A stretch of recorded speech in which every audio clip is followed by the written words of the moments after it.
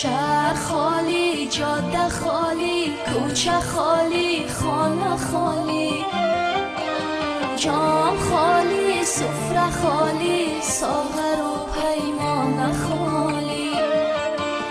کوچ کرده دست دست آشنایان اندلی با خالی، باغچه خالی.